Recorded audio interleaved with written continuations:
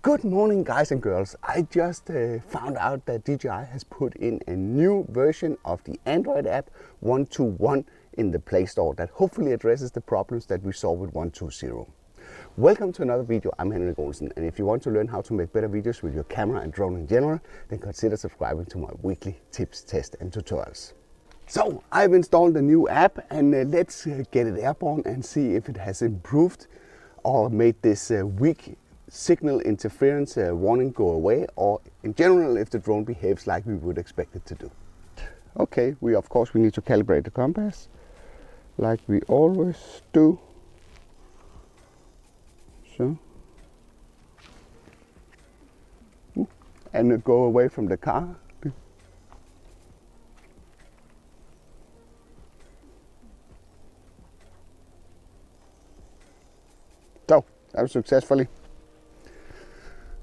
So that was successfully. So we're ready to take off, and from a flat palm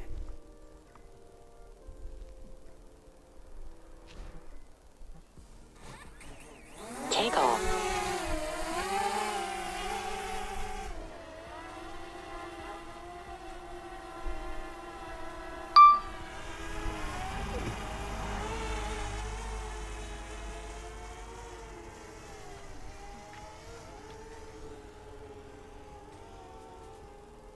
The home point has been updated. Please check it on the map. And so far so good, no warnings.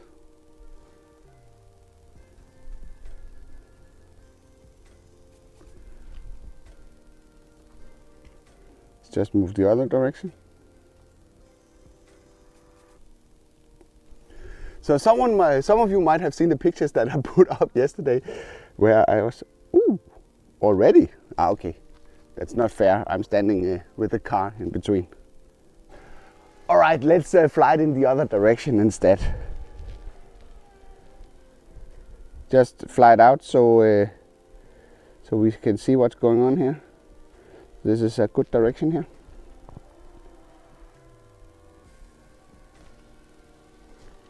It's also a good test of the low light performance of the Mini.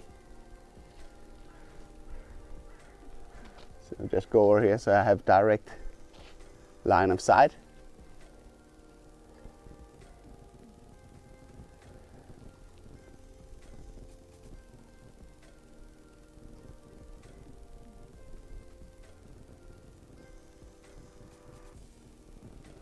As we saw, the issue started to occur around 120, 140 meters with the old app. It was the iOS app, it was not the Android app, it was actually the iOS app.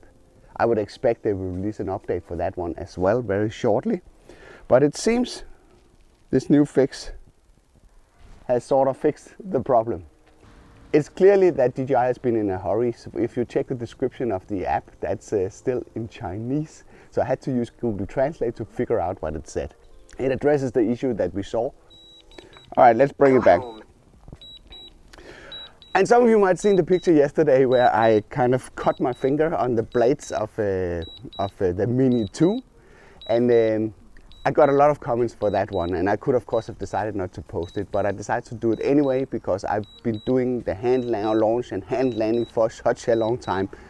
And it's still a good reminder that you need to be careful, especially with the stronger motors and stiffer props.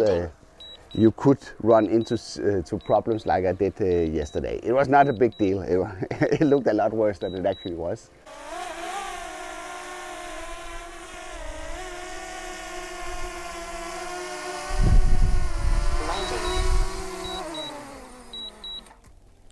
So when you hand land the drone, don't put your finger up like that if you're in a hurry. You need to pay attention so you don't cut your finger.